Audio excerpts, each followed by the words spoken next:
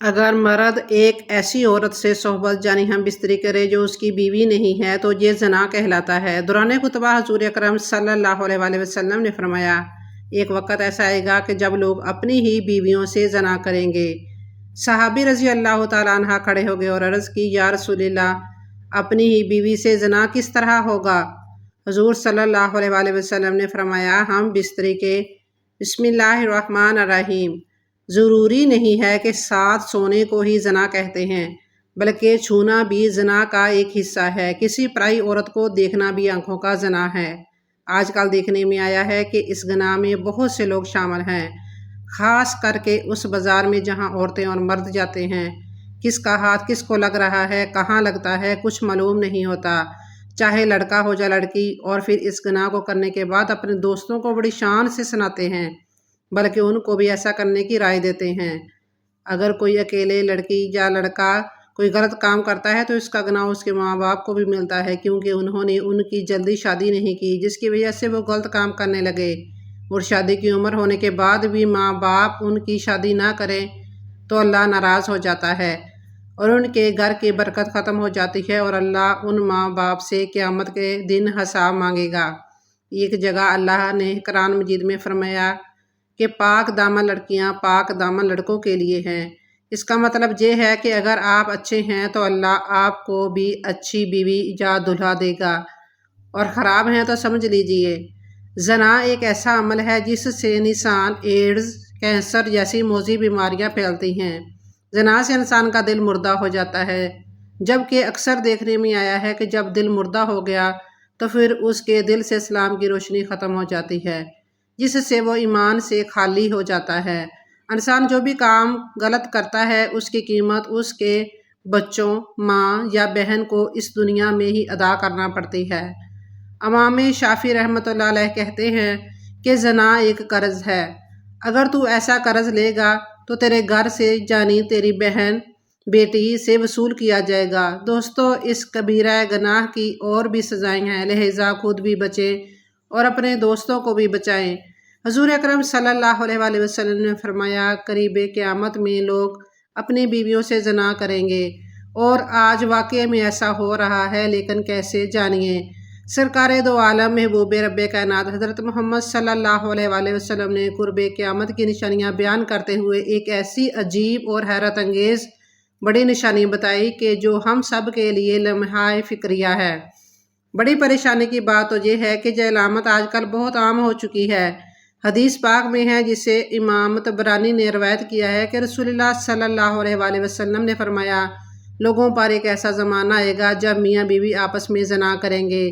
صحابہ رضی اللہ تعالیٰ عنہ نے پوچھا، یا رسول اللہ صلی اللہ علیہ وآلہ وسلم، ایسا کیسے ممکن ہے کہ مرد اپنی بیوی سے زنا کرے اور بیوی اپنے شوہر سے زنا کرے؟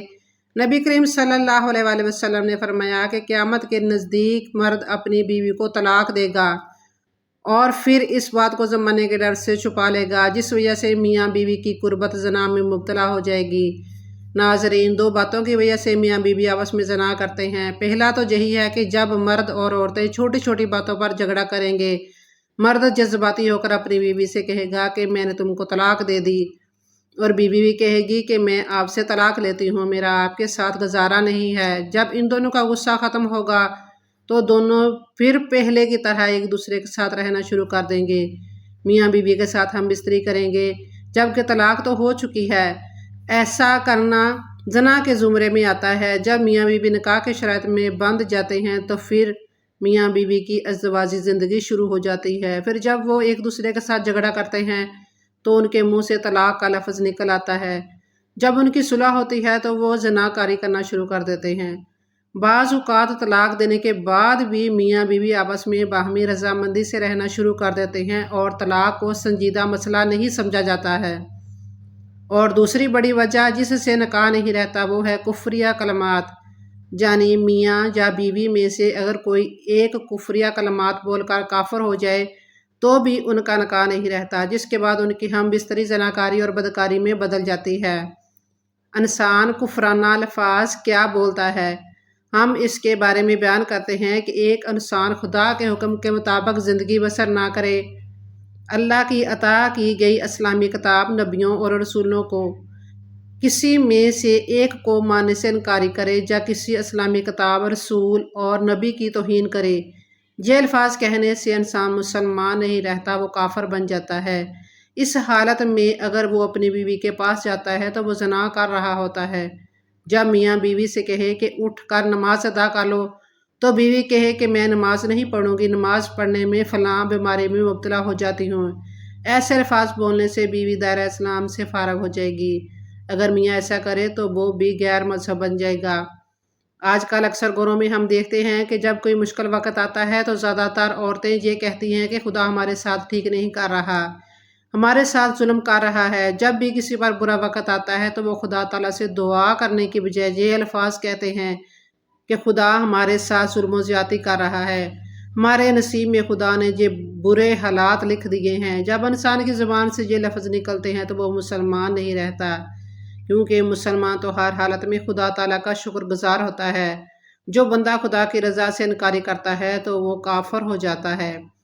बाज़ औक़ात ऐसे वाक़यात भी देखने को मिलते हैं कि मियाँ और बीवी आपस में किसी बात पर झगड़ रहे होते हैं तो बीवी मियाँ को गुस्से से कहती है कि तूने मेरा जीना हराम कर दिया है, मैं आपके साथ ज़िंदगी नहीं गुजार सकती, मुझे तलाक दे दो।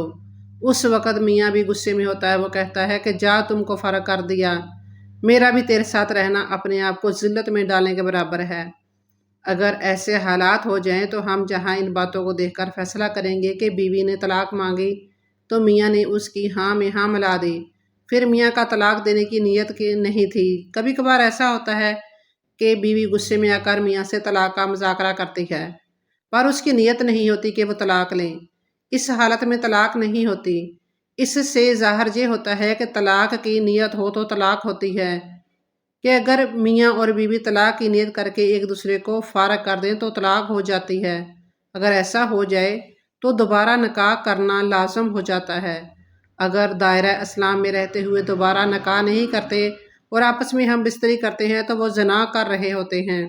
हमें चाहिए कि हम जब गुस्से में होते हैं तो हम जो भी अल्फाज अपने मुंह से निकालते हैं तो हमें पता होना चाहिए कि हम क्या बोल रहे हैं।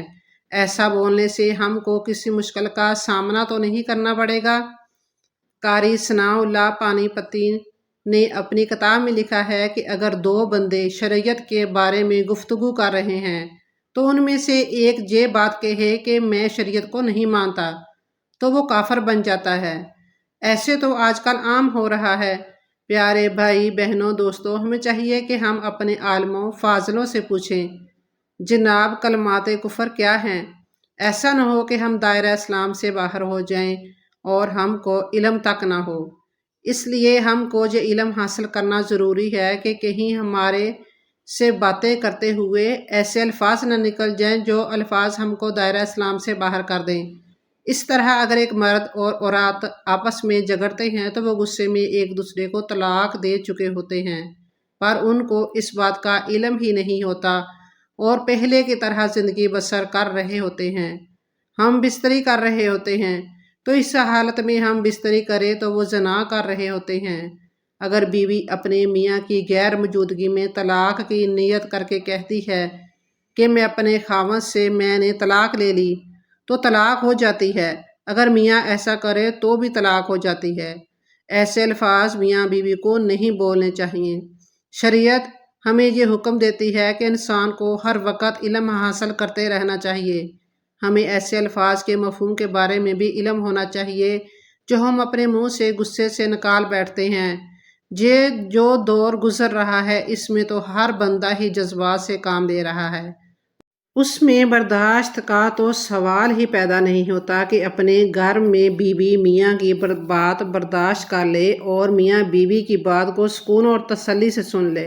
वो गुस्से में आकर एक दूसरे को तलाक दे देते हैं। जब उनका गुस्सा कम होता है तो उनको समझ आती है कि मैंने क्या लफ्ज़ बोल दिए हैं। इस पर दोनों ही खामोशी से ज़िंदगी बसर करना शुरू कर देते हैं, हत्ता कि इन दोनों को ही पता होता है कि हम दोनों की तलाक हो गई है, पर वो ये बात बदनामी के मारे किसी से नहीं करते कि माशरे में हमें जीने नहीं दिया जाएगा। हमारे माशरे में कुछ मियाँ बीवी ऐसे भी मौजूद हैं जिन्होंने चंद साल पहले एक दूसरे को गुस्से में आकर तलाक दे दी थी, جب ان کا غصہ کم ہوا تو انہوں نے سوچا کہ ہم دونوں ہی نیک اور پرہیزگار ہیں، اگر کسی کو پتہ چلے گا تو معاشرے میں ہماری ناک کٹ جائے گی، لوگ ہمیں بدنام کر دیں گے، ہماری اولاد بگڑ جائے گی۔ یہ بات سوچ کر وہ دونوں دوبارہ سے اکٹھا رہنا شروع کر دیا۔ اس بات کو کسی کا علم نہ ہوا۔ ایسی حالت میں میاں بیوی آپس میں زنا کر رہے ہوتے ہیں۔ بے شک آج کل نبی کریم صلی اللہ علیہ وآلہ وسلم کی یہ پیش گوئی پوری ہو چکی ہے جو کہ انہوں نے قرب قیامت کے لیے فرمائی تھی، یعنی خاوند اپنی بیویوں سے اور بیویاں اپنے خاوندوں سے زنا کر رہی ہیں۔